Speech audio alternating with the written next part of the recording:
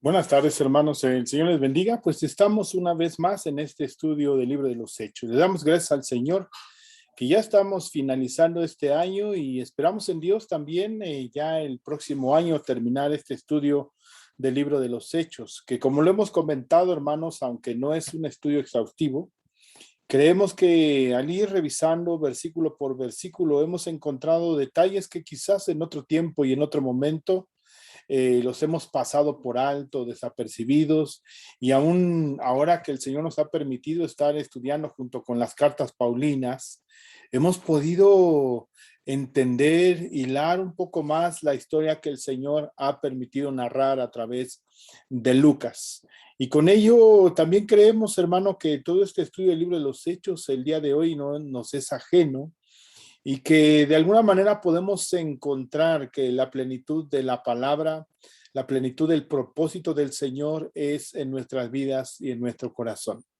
Pues vamos a comenzar, como siempre, haciendo una oración, dándole gracias al Señor. Y hoy vamos a estar estudiando el capítulo 21, del versículo 8 al versículo 14. Le damos gracias al Señor y esperamos que el próximo año, que ya es en una semana, el día 2 de enero estemos continuando con este estudio del libro de los Hechos y ya podamos terminarlo. Ya estamos casi en este tercer año de este estudio del libro de los Hechos y casi desde el capítulo 11 en adelante, creo 13, está grabado ahí en esta plataforma de YouTube.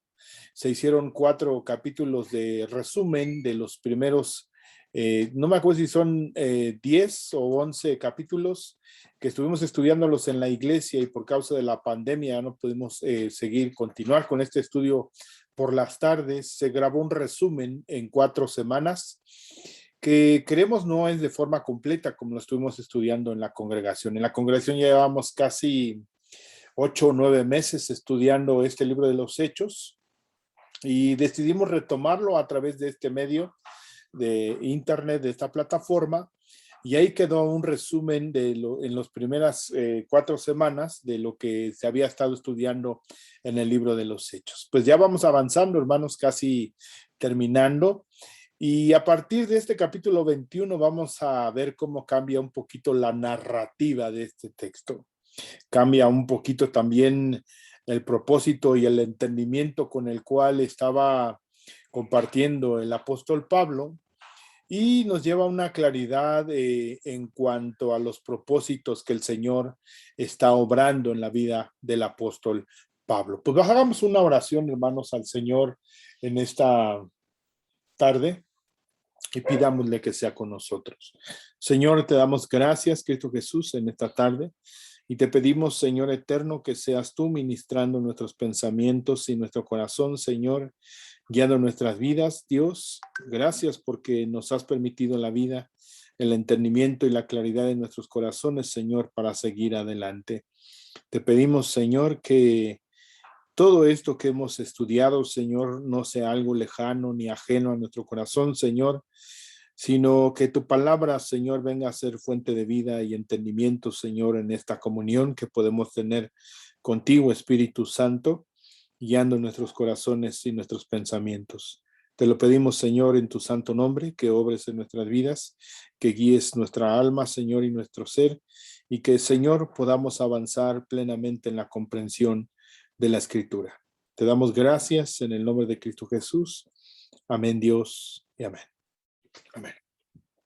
Bien, hermanos, pues vamos a continuar en esta tarde y como siempre vamos a compartir nuestra pantalla pidiéndole que podamos ir siguiendo el texto de este libro de los Hechos, capítulo 21, versículo 28. La semana pasada precisamente llegamos hasta este capítulo 7 y leyendo dice la palabra del Señor: y nosotros completamos la navegación saliendo de Tiro y arribando a Tolemaida, y habiendo saludado a los hermanos, nos quedamos con ellos un día.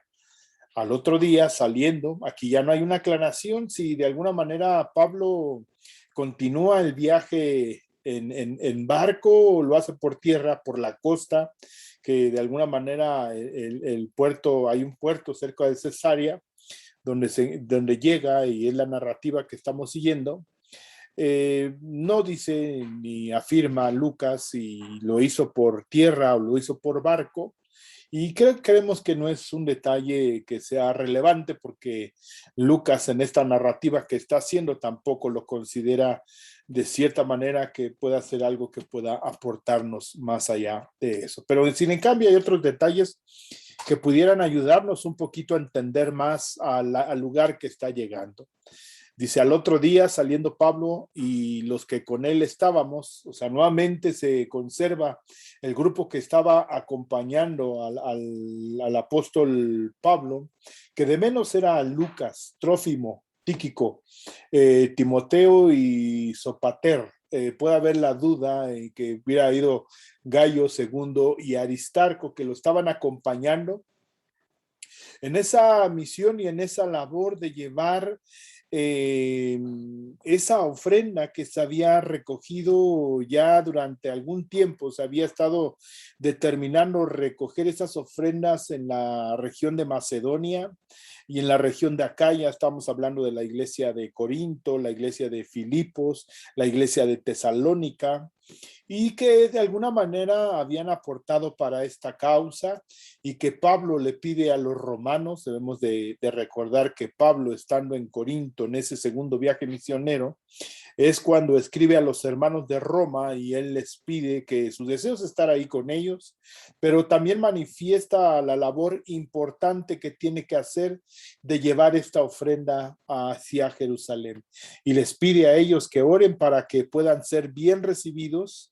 y tengan una buena acogida de esta bendición que lleva Pablo de los gentiles hacia los hermanos que están en Jerusalén. Y de alguna manera entendemos que es un acto que creemos que tenía una trascendencia para Pablo, ya que lo menciona en varias de sus cartas, en primera a los Corintios, en segunda a los Corintios, en la carta a los Romanos, de cómo iba a llevar esto. Y es un evento que no pasa por alto Lucas en esta narrativa de los hechos que estamos leyendo. Dice entonces, al otro día saliendo Pablo y los que con él estábamos, nuevamente primera persona del plural, estábamos, ya decimos, Lucas está narrando y se involucra dentro de esta narrativa para describir lo que estaba aconteciendo, pero no como alguien externo, sino como que alguien que estaba viviendo los propios hechos y eventos.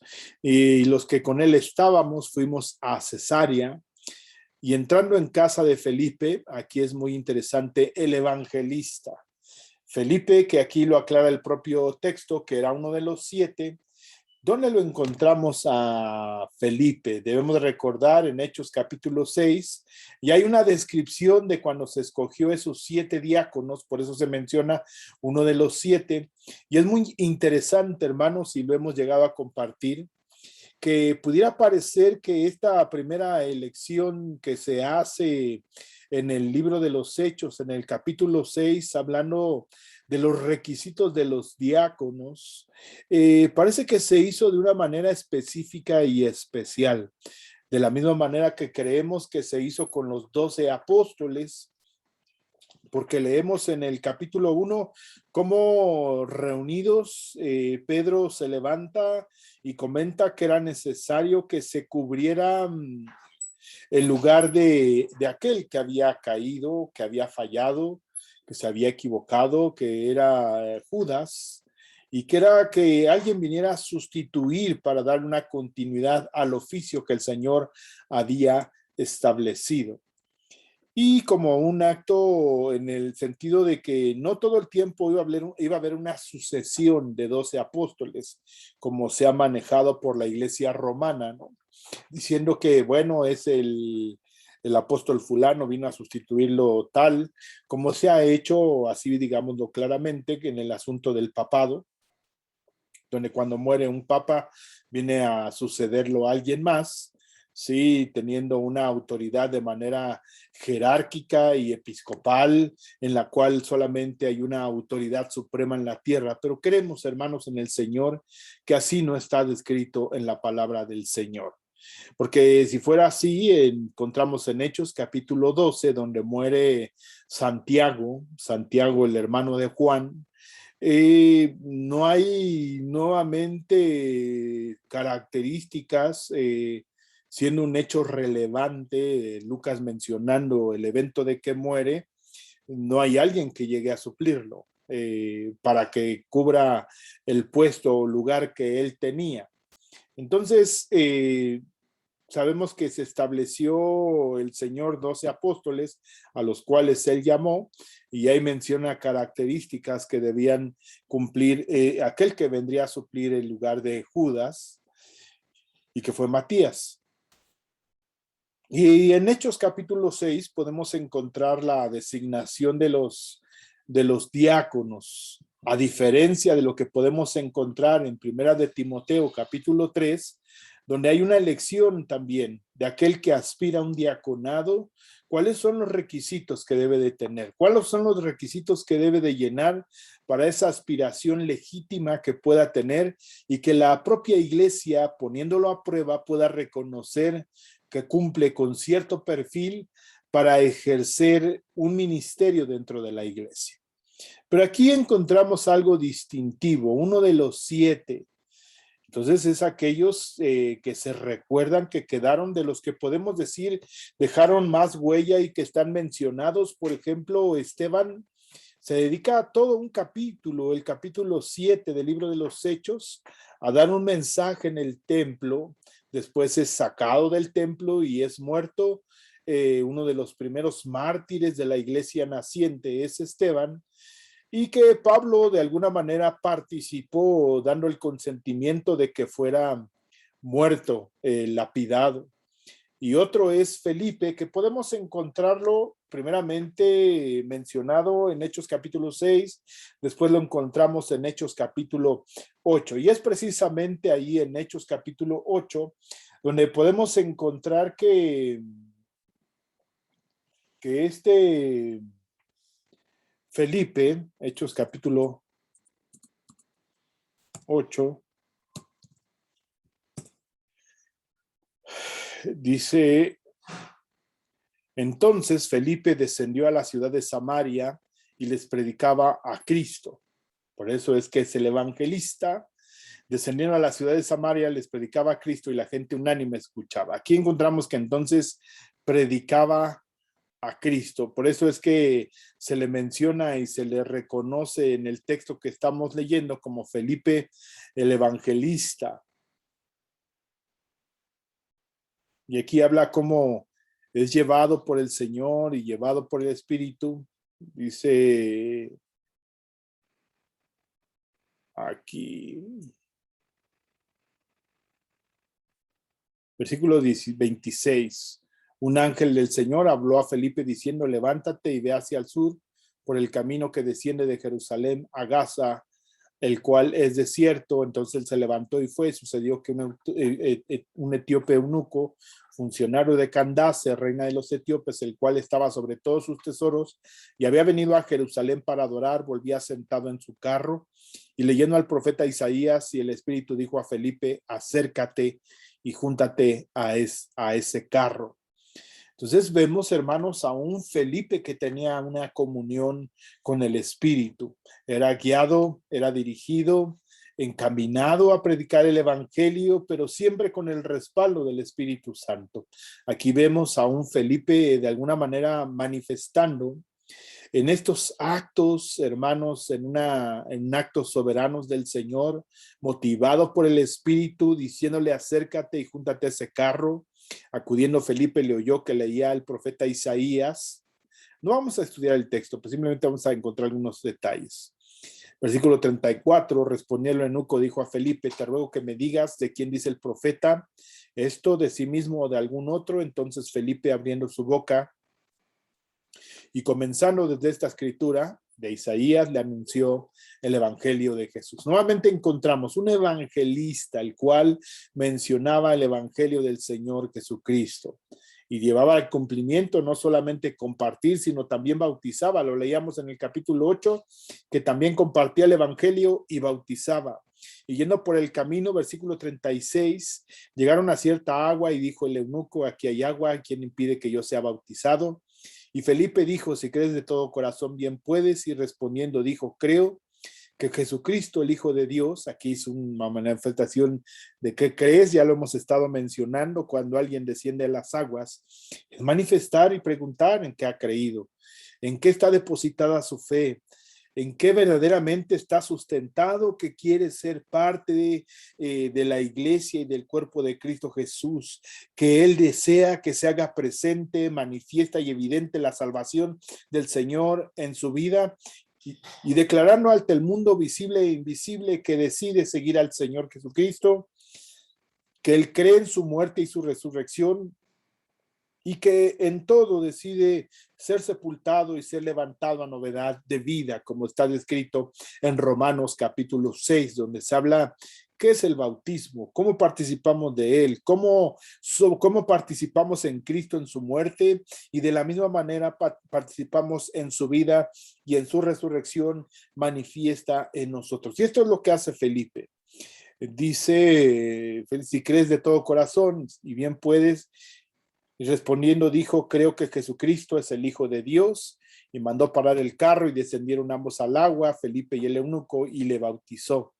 Cuando subieron del agua, el Espíritu del Señor arrebató a Felipe, motivado, guiado por el Espíritu, y el eunuco no le vio más, y siguió gozoso su camino, pero Felipe se encontró en Azoto, y pasando anunciaba el Evangelio en todas las ciudades hasta que llegó a Cesarea. Es precisamente aquí donde encontramos que está Felipe. Parece que ahí es donde, después de que en Jerusalén, es cuando es escogido como uno de los 7 diáconos en Hechos capítulo 6. Lo encontramos nuevamente en Hechos capítulo 6, compartiendo el Evangelio en esa dispersión que se narra en Hechos capítulo 8 del versículo 1 al 3.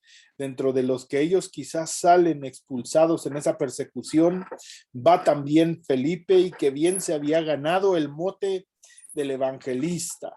¿Por qué? Porque una de las maneras que se describe aquí en el libro de los Hechos es que su labor era anunciar el evangelio, dice aquí en el versículo 40, pero Felipe se encontró en Azoto y pasando anunciaba el evangelio en todas las ciudades hasta que llegó a Cesarea.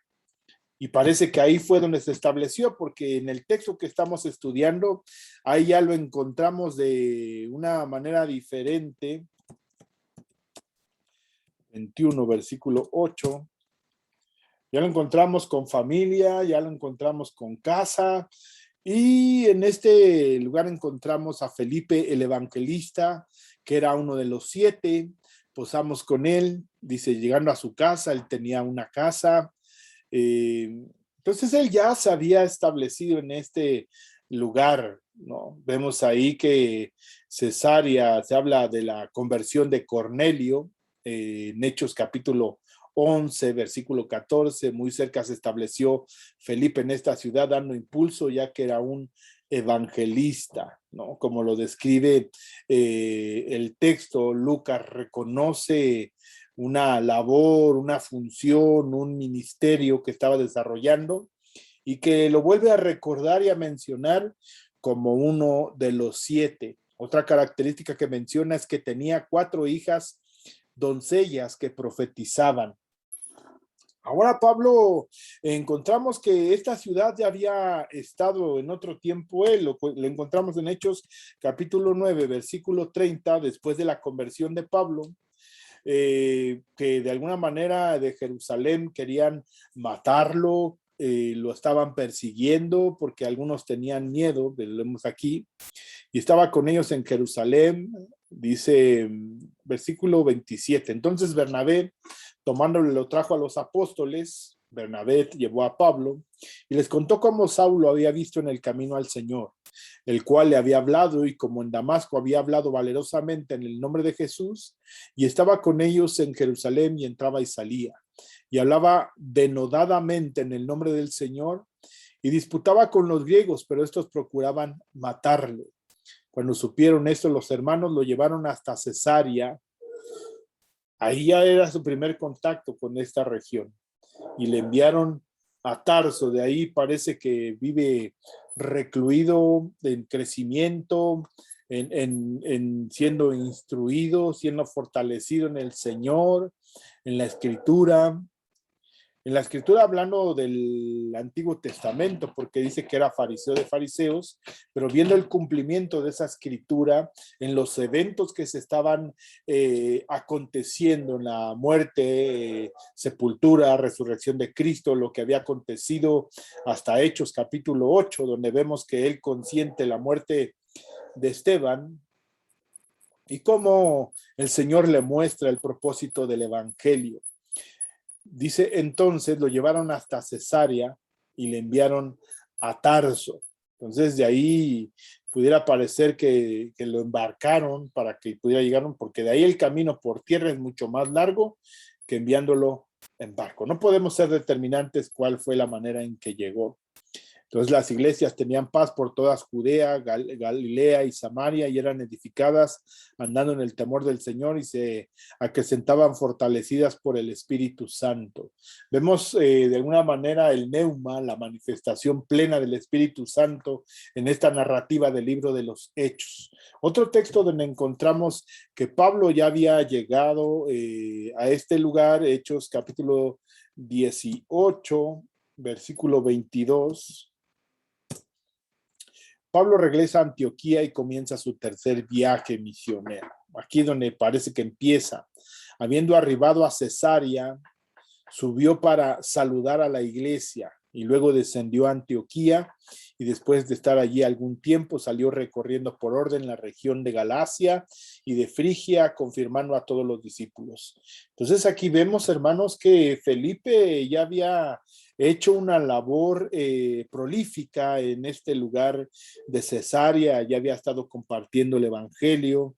En la descripción ya de los textos que leímos, vemos a un hombre que se ha dedicado a compartir la palabra del Señor, que se ha dedicado a llevar la palabra y no solo ellos, sino que también bautizaba a aquellos nuevos discípulos que abrazaban la fe. Por eso podemos encontrar en este texto que estamos estudiando, en Hechos capítulo 21, versículo 8 en adelante, que podemos determinar que era una iglesia grande, una iglesia fuerte, ¿no? Que ya tenía un gran número de discípulos, porque estaba Cornelio y su casa, que veíamos la descripción en Hechos capítulo 10 y Hechos capítulo 11, dos capítulos dedicados tan interesantes porque es la primera manifestación de la conversión de los samaritanos ahí en esa región, ¿sí? Primero en Hechos capítulo 8, luego de los gentiles en Hechos capítulo 10 y 11, donde Pablo describe en el capítulo 11 aquellos que le estaban diciendo cómo había podido entrar a la casa de un gentil, y él manifiesta cómo el Señor se había derramado en ellos y habían encontrado la promesa que el Señor le había dado, y pudiera parecer que únicamente a los judíos. Aquí se rompe ese estigma y de alguna manera manifiesta que el Señor se había dado a todo aquel que creyera en el Señor. Ahí no vamos a entrar en el detalle de la predestinación, pero vamos a hablar de aquellos que estaban creyendo en la muerte, sepultura, resurrección de Cristo Jesús, hablando del Verbo encarnado, todo lo que hemos hablado acerca de las doctrinas que hablaba el apóstol Pablo, que hablaba Felipe, que hablaba Juan, que hablaba Pedro. Todos coincidían en lo mismo, que Cristo había sido encarnado. Si había sido encarnado, tenía la oportunidad de vivir como hombre, de morir como hombre, y en esa manifestación de su deidad, redimir y traer la justificación de los pecados de toda la humanidad, y en ellos imputarnos a nosotros una justicia que no merecíamos. El Señor dio su vida por nosotros. Y en eso coincidían, eso era lo que se predicaba, eso era lo que se enseñaba. Entonces, hermanos, podemos inferir que de alguna manera la iglesia que estaba en este lugar era una iglesia fuerte, una iglesia que conocía a Pablo, una iglesia que conocía y que había estado trabajando Felipe en medio de ellos, Además que sus hijas también eran conocidas, y lo describe Lucas en este libro de los Hechos, capítulo 21, versículo 9, es lo que dice, ¿no? Tenía 4 hijas, doncellas, que profetizaban. No dice la palabra de qué manera lo hacían. Podemos de alguna manera indagar acerca de lo que dice Primera de Corintios 11, que ahí, hermanos, lo hemos estado estudiando. Primera de Corintios 11, ya se habla de las mujeres que de alguna manera participaban en la profecía. La profecía en esta iglesia que va creciendo, que va naciendo, que está siendo normada, que lleva el respaldo de los milagros. Y ya los que están acompañando los días miércoles, y si tú no estás o no tienes la oportunidad, entra, y estamos estudiando Primera de Corintios capítulo 12. No es todo el libro. Lo que estamos haciendo un enfoque acerca de los dones que fueron dados por el Señor para el servicio de la iglesia, para la manifestación de su gracia y en el servicio hacia nuestros hermanos. Y ahí vamos a estar estudiando precisamente estos dones. Por eso hoy no quisiera profundizar mucho en esto, porque estamos estudiando los días miércoles un poquito más exhaustivo, y le estamos pidiendo al Señor que nos acompañe, nos dé entendimiento, nos dé claridad acerca de lo que tenemos que compartir en su palabra. Dice el versículo 5, está hablando Pablo del velo, pero toda mujer que ora o profetiza con la cabeza descubierta, aquí ya está hablando, vamos a solamente hablar del acto, no vamos a hablar del velo. Entonces vemos de alguna manera un acto que también el Señor permitía y se desarrollaba en esa iglesia naciente, la profecía y la oración en la mujer. Pues podemos encontrar también en Hechos, nuevamente reitero, 1 Corintios capítulo 14, versículo 1. Seguid el amor y procurar los dones espirituales, pero sobre todo que profeticéis. Pudiera parecer que Pablo alenta esta situación de la profecía. Entendemos por Pedro, hermanos, que la palabra que el día de hoy tenemos, que es la escritura, ya hoy la tenemos completamente está completamente conformada con sus 66 libros, Antiguo y Nuevo Testamento, que está completa, y la profecía está cerrada en ese sentido, que ya no hay una profecía escritural.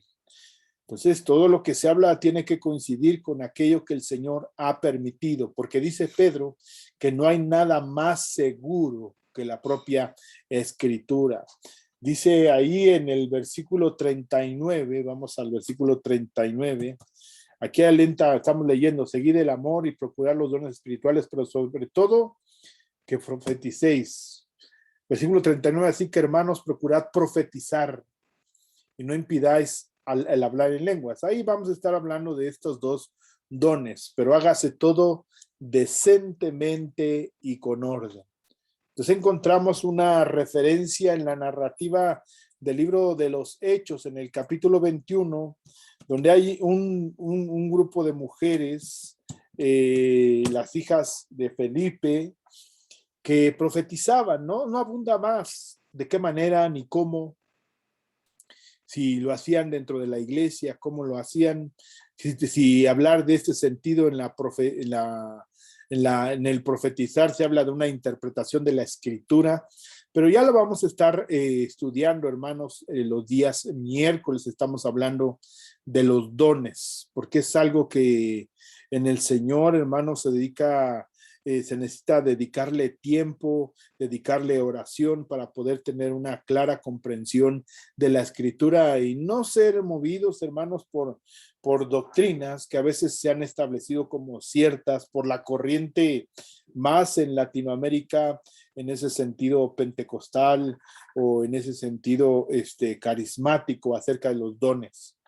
Por eso hemos decidido estudiar los hermanos en la iglesia y de qué manera la iglesia sigue participando de los dones, vamos a decirlo, de todos, de algunos, cuáles están vigentes, cuáles no están vigentes.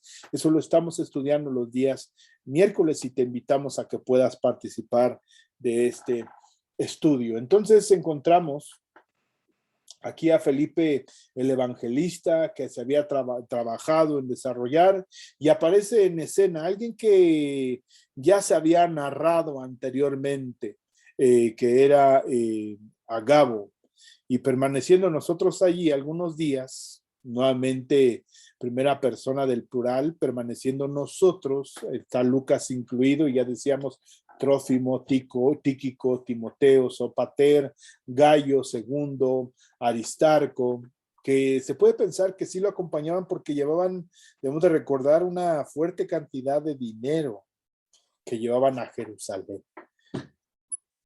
Dice, descendió de Judea un profeta llamado Agabo, que ahí lo encontramos en Hechos 11, versículo 28, y levantándose uno de ellos llamado Agabo, daba a entender por el Espíritu que ciertamente habría una gran cantidad, una gran hambre en toda la tierra, y esto ocurrió durante el reinado de Claudio, ¿sí? Llamado Agabo, ¿sí? Un profeta levantándose allí. Vemos en Hechos capítulo 11, versículo del 1 al 3, que también en la iglesia de Antioquía había profetas y maestros. Entonces era algo que no era desconocido para ellos, era algo que acontecía. Dice aquí, no nos dice más de Agabo, más que estos dos textos donde encontramos una manifestación de un hombre llamado Agabo y que lo describe Lucas, de dónde era, cuál era su función dentro de la iglesia y qué es lo que hace. Aquí algo que estábamos hablando la semana pasada, precisamente es el término que él usa. Y quien viniendo a vernos, tomó el cinto de Pablo y atándose los pies y las manos, que es algo muy interesante en esa misma referencia como lo hacían los profetas en el Antiguo Testamento. Era algo más que hablar, lo hacían vivencial o tomaban esa actitud. Por ejemplo, Oseas, el Señor le pide que se case con una mujer, le dice bajo qué características era la mujer con la que se tenía que casar, tener hijos, y a través de ello le iba a dar un mensaje al pueblo de Israel. Sabemos que esa mujer lo engaña, se va tras sus amantes, tiene hijos de fornicación, y el Señor posteriormente permite que esta mujer regrese, la rescate, y ese es el mensaje para el pueblo de Israel, de que así como esa mujer que había engañado, había traicionado, no había sido fiel al Señor, el Señor de la misma manera iba a pagar nuevamente por precio el valor de esa mujer para que regresara. Dice que puso vallado de espinas para que sus amantes no la alcanzaran, y se le llevó el Señor a Oseas a vivir una situación. Esa descripción del libro de Oseas creo que fue solamente un momento, pero el Señor le lleva a vivir precisamente la profecía que él llevaba al pueblo de Israel. Y de la misma manera lo hizo Isaías. Vamos a ver algunos textos. Por ejemplo, dice en Isaías capítulo 20, versículo 2, en aquel tiempo habló Jehová por medio de Isaías, hijo de Amós, diciendo, ve y quita el cilicio de tus lomos y descalza las sandalias de tus pies, y lo hizo así, andando desnudo y descalzo. Entonces, no solamente llevaba un mensaje y pues esto es lo que dijo el Señor, no, sino que les llevaba a que ellos mismos padecieran, a que ellos mismos le hicieran evidente cuál era la molestia o la manifestación del exhorto del Señor, la corrección que venía a traer al pueblo, qué es lo que tenían que hacer, hacia dónde tenían que caminar. Por ejemplo, habla en Jeremías, capítulo 13. Así me dijo Jehová, ve y cómprate un cinto de lino y ciñelo sobre tus lomos, y no lo metas al agua. Y compré el cinto, y conforme a la palabra de Jehová, y lo puse sobre mis lomos. Vino a mí segunda vez palabra de Jehová, diciendo: toma el cinto que compraste, que está sobre tus lomos, y levántate y vete al Éufrates, y escóndelo allí en la hendidura de una peña. Fui pues, lo escondí junto al Éufrates, como Jehová me mandó. Y sucedió que después de muchos días me dijo Jehová: levántate y vete al Éufrates. Dice, después de muchos días, pasa yo creo mucho tiempo, toma de allí el cinto que te mandé esconder allá. Entonces fui al Éufrates y cavé y tomé el cinto del lugar donde lo había escondido, y aquí el cinto se había podrido, para ninguna cosa era bueno. Y vino a mí palabra de Jehová diciendo: así ha dicho Jehová, así haré podrir la soberbia de Judá y la mucha soberbia de Jerusalén. Este pueblo malo que no quiere oír mis palabras, que anda en las imaginaciones de su corazón, y que va en pos de dioses ajenos para servirle y para postrarse ante ellos, vendrá a ser como este cinto, que para ninguna cosa es bueno, no sirve para nada. Y hermanos, así precisamente es como el Señor nos encontró y nos alcanzó en su misericordia y en su bondad. Entonces, hermanos, vemos que de alguna manera los profetas en el Antiguo Testamento, de alguna manera podemos encontrar que actuaban, hacían lo que el Señor les pedía, aunque quizás no había una comprensión de lo que estaban haciendo. Ellos lo hacían porque habían sido enviados por el Señor. Dice Ezequiel capítulo 4: tú, hijo de hombre, tómate un adobe y ponlo delante de ti, diseña sobre él la ciudad de Jerusalén, y pondrás contra ella sitio, y edificarás contra ella fortaleza, y sacarás contra ella baluarte, y pondrás delante de ella campamento, y colocarás contra ella arietes alrededor. Tómate también una plancha de hierro, y ponla en lugar del muro de hierro entre ti y la ciudad. Afirmarás luego tu rostro contra ella, y serás un lugar de cerco, y la sitiarás. Es señal a la casa de Israel. Y tú te acostarás sobre tu lado izquierdo, y pondrás sobre él la maldad de la casa de Israel. El número de los días que duermas sobre él, llevarás sobre ti la maldad de ellos. Y empieza a hacer una descripción de lo que tiene que hacer. Aquí, de la misma manera, en el texto que estamos estudiando en Hechos, capítulo 21, Hechos, versículo 10. Dice: y permanecieron nosotros allí algunos días, descendió de Judea un profeta llamado Agabo, quien viniendo a vernos tomó el cinto de Pablo. Aquí no sabemos si es un cinto de cuero o un cinto de tela. Sí. Eh, Tampoco puede ser un cinto de mecate, ¿no? No nos dice de qué era. Y atándose los pies y las manos, dijo. Él entonces suponemos que era de tela, porque la tela es algo más manejable, para que él mismo se atara las manos y los pies. Y dijo: esto dice el Espíritu Santo: así atarán los judíos en Jerusalén al varón de quien es este cinto, y le entregaron en manos de los gentiles. Sí. Tomó el cinto de Pablo. Yo creo que era algo distintivo, se reconocía que era de Pablo, o se lo pidió prestado a Pablo. Y de alguna manera todos identificaron que de quien estaba hablando era Pablo. El propio Pablo sabía que era su cinturón o su cinto de tela, y sabía que estaba hablando de él, un evento que el Señor ya le había mostrado a Pablo ya en otros textos de ahí del mismo libro de los Hechos, Hechos capítulo 19, versículo 21. Dice: pasadas estas cosas, Pablo se propuso en espíritu ir a Jerusalén, después de recorrer Macedonia y Acaya. Después y dice, diciendo: después de allá, estando allí, me será necesario ver también en Roma. Y enviando a Macedonia a dos de los que le ayudaban, a Timoteo y Erasto, él se quedó con algún tiempo en Asia. Su deseo de ir a Jerusalén. En Hechos capítulo 20, ya lo leímos la semana pasada, versículos 23 y 24, salvo que el Espíritu Santo por todas las ciudades me da testimonio, diciendo que me esperan prisiones y tribulaciones, pero de ninguna cosa hago caso, ni estimo preciosa mi vida para mí mismo, con tal que acabe mi carrera con gozo y el ministerio que recibí del Señor Jesús para dar testimonio. Entonces él mismo dice, pues todo esto que está aconteciendo, ya el Señor me lo dijo, aunque pueda ser difícil y doloroso, pues no me aflige. Sí. Entonces, Hechos capítulo 21, versículo 4, normalmente le vuelven a decir: y hallados los discípulos nos quedamos ahí 7 días, y ellos decían a Pablo por el Espíritu que no subiese a Jerusalén.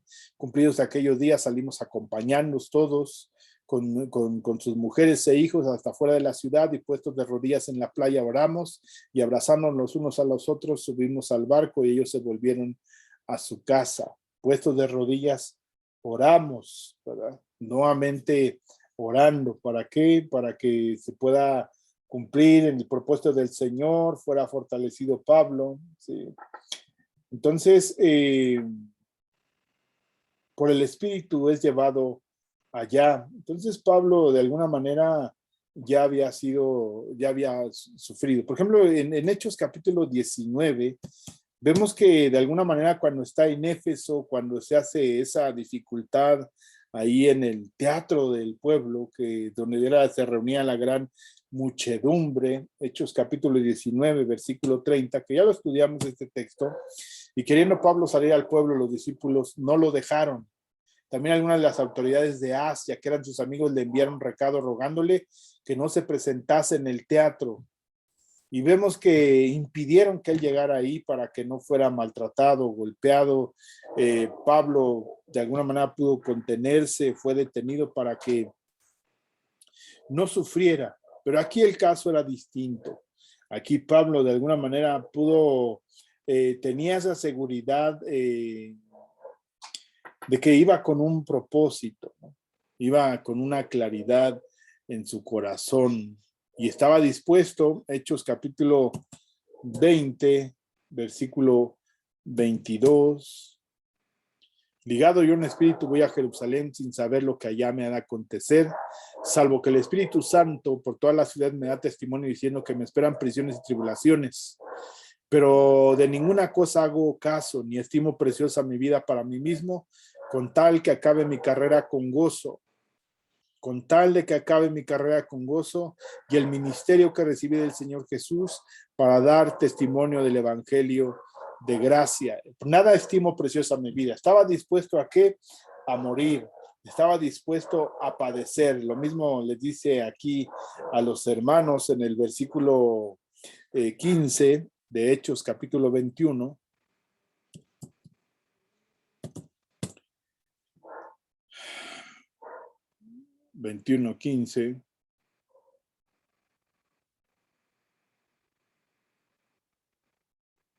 Perdón, dice: al oír esto le rogamos nosotros y los de aquel lugar que no subiese a Jerusalén. Entonces Pablo respondió: ¿qué hacéis llorando y quebrantándome el corazón?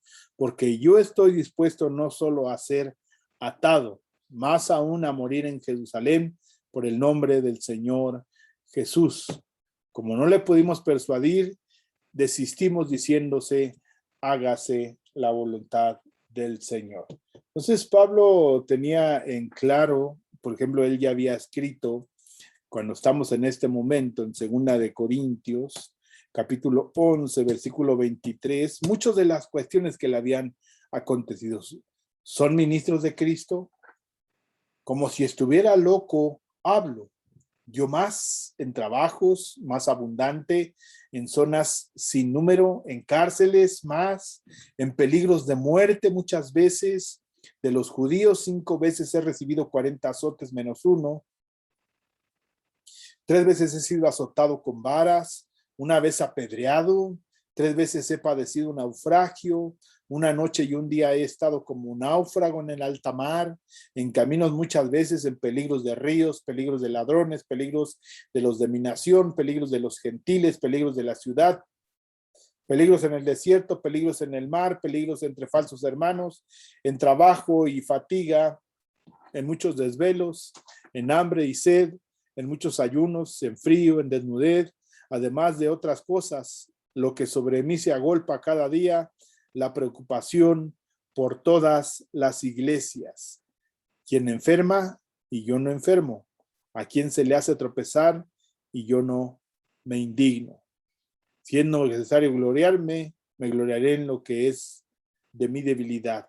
el Dios y Padre de nuestro Señor Jesucristo, quien es bendito por los siglos, sabe que no miento. Entonces Pablo dice, en Damasco, el gobernador de la provincia del rey Aretas guardaba la ciudad de los damasenos para prenderme, y fui descolgado del muro con un canasto por una ventana y escapé de sus manos. Y empieza, aquí narra en estos textos que leímos, cuántas veces había sido puesto en peligros de muerte, muchas veces, y esta era una ocasión más. Y por lo que entendemos y leemos los textos, pues no es algo definitivo, porque pasa tiempo para que posteriormente Pablo sea ejecutado.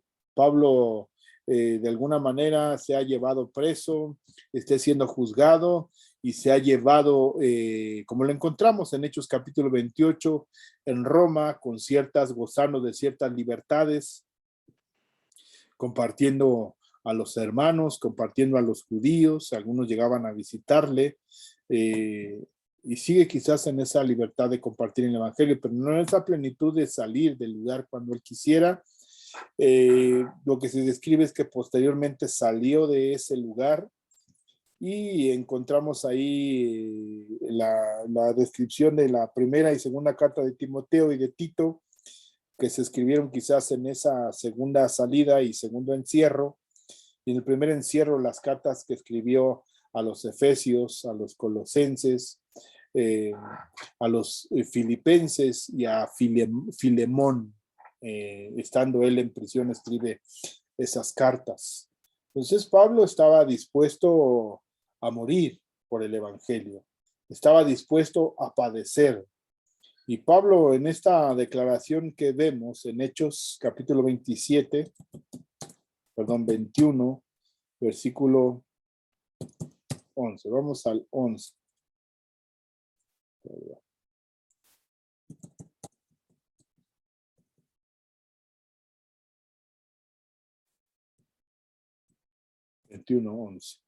Quien viniendo a vernos tomó el cinto de Pablo, y aquí es la profecía, que quisiera ahí detener un poquito, y atándose los pies y las manos, dijo esto, dice el Espíritu Santo, así atarán los judíos en Jerusalén.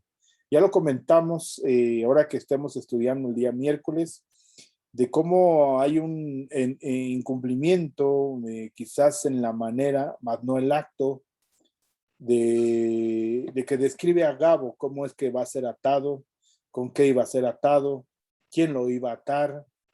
Y vemos, hermanos, posteriormente que existe, que es detenido por los judíos. Llegan los romanos, lo salvan de que sea linchado y muerto en ese momento. Ellos le ponen cadenas y se lo llevan, ¿no? Entonces, dice que el texto, que esto dice el Espíritu Santo, así atarán los judíos en Jerusalén. Dice que los judíos van a ser los que aten a Pablo, pero no son los judíos, sino son los romanos.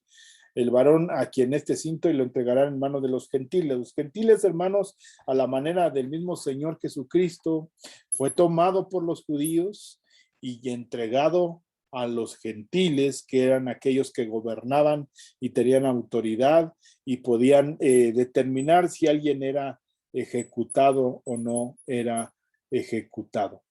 Entonces, leemos ahí más adelante, en Hechos capítulo 21, cómo acontece. Vamos a leerlo más adelante. Cuando llegamos a Jerusalén, vamos más adelante. Cuando estaban por cumplirse los 7 días, versículo 27, unos judíos de Asia, al ver en el templo, alborotaron a toda la multitud y le echaron mano, dando voces: varones israelitas, ayudad, este es el hombre que por todas partes enseña a todos contra el pueblo la ley y este lugar, y de esto ha metido a griegos en el templo y ha profanado este santo lugar. Porque antes habían visto con él en la ciudad a Trófimo, que era uno de los que le acompañaban de Éfeso, a quien pensaban que Pablo había metido en el templo. Así que toda la ciudad se conmovió y se agolpó el pueblo, y apoderándose de Pablo lo arrastraron fuera del templo e inmediatamente cerraron las puertas. Y procurando ellos matarles, se le avisó al tribuno de la compañía que toda la ciudad de Jerusalén estaba alborotada. Este, tomando luego soldados y centuriones, corrió a ellos, y cuando ellos vinieron al tribuno y a los soldados, dejaron de golpear a Pablo.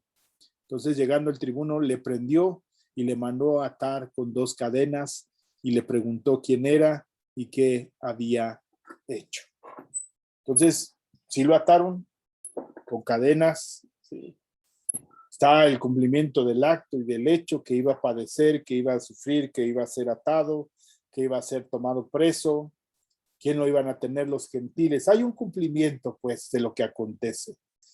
Y de ahí, hermanos, en algún momento lo mencionamos, que hay ciertos escritores, ciertos hermanos, todavía algunos vigentes y vivos, que hablan acerca de los profetas del Nuevo Testamento, los cuales eran falibles en su profecía, o sea que se podían equivocar.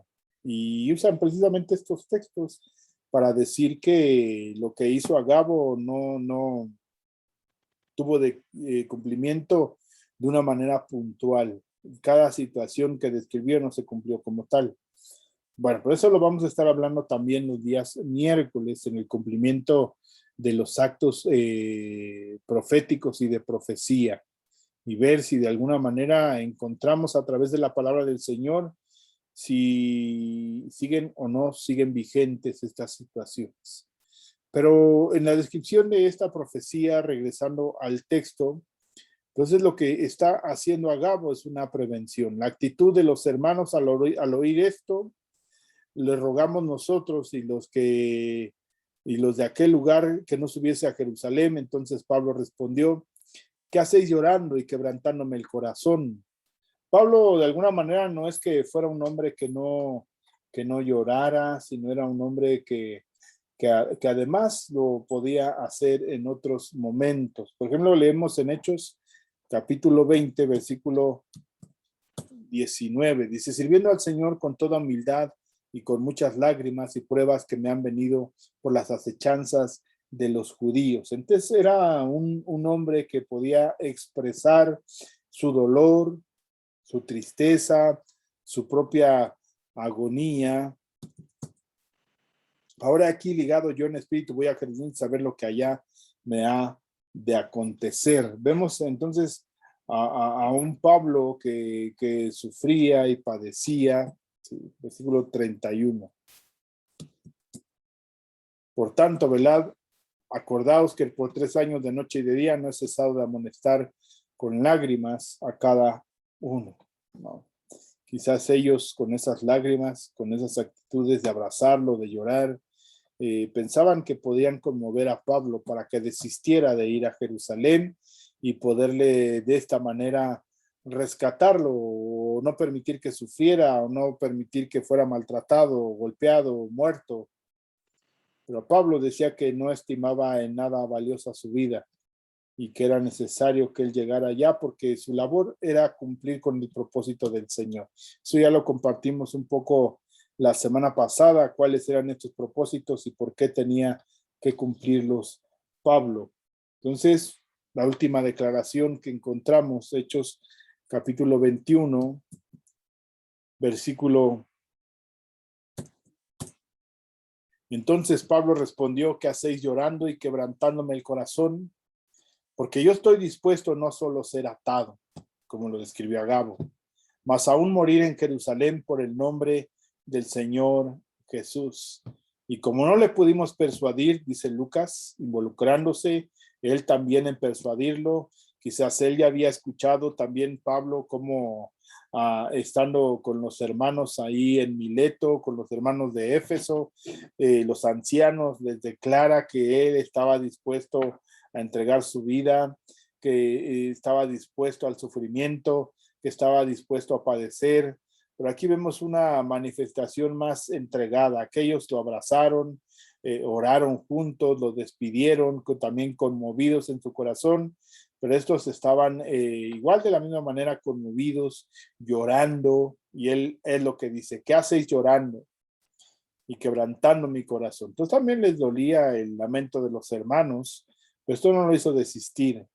Y como no lo pudimos persuadir, desistimos diciendo: hágase tu voluntad, Señor. De la misma manera que lo narra el Señor en Lucas capítulo 22, versículo 42, diciendo: Padre, si quieres pasa de mí esta copa, pero no se haga mi voluntad, sino la tuya.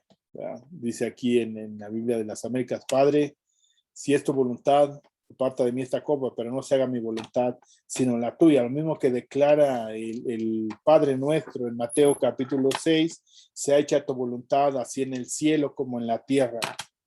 Entonces, vemos que de alguna manera se van afirmando el evangelio, los principios del evangelio, la doctrina del evangelio, no solamente como dichos, sino realmente vemos las coincidencias que el Señor permite se desarrollen en esta propia narrativa y coincide con los evangelios, que coincide con las cartas paulinas, con las cartas juaninas, con las cartas pedrinas, en las cuales hay una descripción clara del propósito que el Señor tiene, no solamente para la iglesia del primer siglo, sino para la iglesia hoy en este siglo XXI, la cual, hermanos, también está padeciendo, está sufriendo, está en dificultad.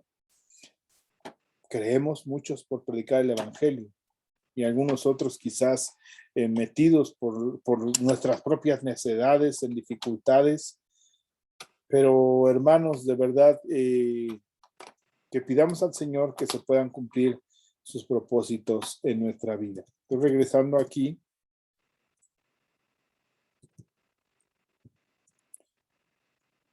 Capítulo 21.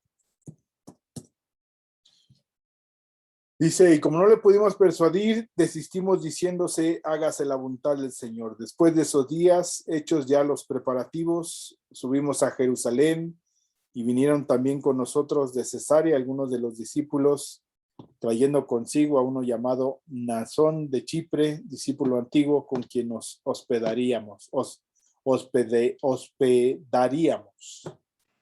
Entonces, aquí termina la descripción de lo que pasa en Cesarea, los preparativos para ir a Jerusalén, y todavía va un grupo nutrido de hermanos. Vinieron también con nosotros, diciendo Lucas, algunos de los discípulos de Cesarea, y vemos cómo van en un acompañamiento con Pablo, pero después de que Pablo es aprendido por los romanos, vemos que algunos de ellos no aparecen ya en las subsecuentes descripciones de Lucas. Lo que sí vemos a un Lucas narrando, por ejemplo, en Hechos capítulo 27, cuando están en ese naufragio, vemos cómo de alguna manera Lucas sigue describiendo, ¿no? Entonces, hermanos, había un grupo de hermanos que le acompañaron, iban con él, estaban en ese propósito de entregar esa ofrenda, de cumplir el propósito de llegar a Jerusalén, y aún, hermanos, ver cómo Pablo iba a ser tomado preso, iba a ser maltratado, iba a ser golpeado. Ahí puede leer el texto, casi al grado de matarlo, y por la intervención, hermanos, en el propósito de Dios, sí, en la providencia del Señor, permite que lleguen los romanos, lo rescaten, ¿no? Lo aten y se lo lleven para empezar a entablar un juicio, y en el que ellos no encuentran ninguna debilidad, ningún conflicto. Pero ya vamos a encontrar en el propio texto la descripción, hermanos, de lo que estamos hablando. Entonces, por hoy vamos a dejarlo aquí, siempre pidiéndole al Señor que podamos, hermanos, cumplir con los propósitos. Entonces encontramos a un Felipe que cumplía su labor de evangelista. Vemos a un Pablo que cumplía su labor como apóstol en ese tiempo, llevando el evangelio, no importándole su vida. Y vemos, hermanos, cómo de alguna manera el cumplimiento de los propósitos del Señor en todo tiempo siguen vigentes, siguen claros los propósitos del Señor, así como le pido que sean claros el día de hoy en nuestras vidas, en la vida de cada uno de nosotros, y podamos, hermanos, estar dispuestos a que los propósitos del Señor se cumplan en cada uno de nosotros. Pues oremos al Señor, hermanos, y démosle gracias en esta tarde, y que el Señor bendiga a cada uno de ustedes.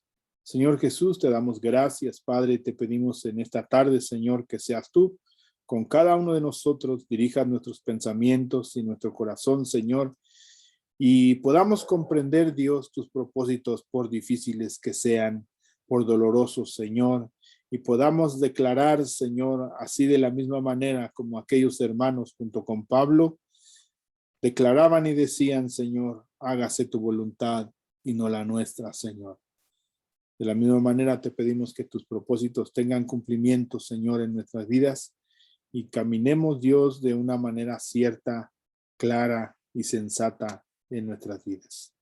Te damos gracias, Señor, te bendecimos y te pedimos, Señor, que seas tú con cada uno de nosotros. En el nombre de Cristo Jesús te doy gracias. Amén, Dios. Amén. Amén. Pues, hermanos, el Señor les bendiga. Debemos de recordar, este próximo martes tenemos culto de oración. El día miércoles, nuestro culto doctrinal. Estamos estudiando Primera de Corintios, capítulo 12, hablando de los dones. El día viernes vamos a tener un culto de acción de gracias para entregarle al Señor este año que el Señor nos ha permitido vivir, ya sea con dificultades, con bendiciones. Darle gracias al Señor por todo lo que ha acontecido. Entregando ese día, le damos gracias al Señor. El año pasado, debido a una enfermedad, no pudimos estar en esta actividad, en este culto, dándole gracias al Señor, y le rogamos que nos permita, nos dé esa oportunidad de, juntamente con la Iglesia del Señor, poderle dar gracias y juntos participar de la mesa del Señor. Debemos de recordar que es una acción de gracias la participación de la Santa Cena o de la mesa del Señor, ¿sí? Que dar gracias, que los romanos usan como la Eucaristía, es una acción de gracias. Entonces eso va a ser el día viernes, y el día domingo, hermanos, comenzamos el año dándole gracias al Señor porque nos permite un año más, y que sea en el tiempo y en los propósitos del Señor que Él tiene para nosotros. Pues Dios te bendiga, hermanos, sigámonos cuidando.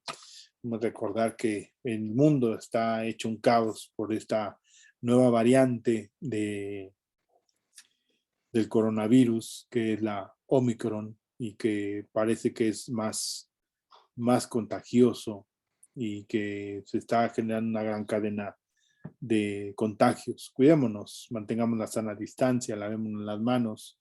Si alguno está enfermo, manténgase en casa, y pidamos al Señor que nos ayude y podamos mantenernos firmes. Pues Dios les bendiga, hermanos. El Señor sea con cada uno de ustedes, y permanezcamos firmes en nuestro Señor Jesucristo y fieles, esperando la venida de nuestro Señor Jesucristo. Dios les bendiga a cada uno de ustedes. El Señor sea en sus corazones bendiciones, especialmente y específicamente a la Iglesia de Jesucristo en Jardines de Casa Nueva. El Señor les bendiga, hermanos. Bendiciones.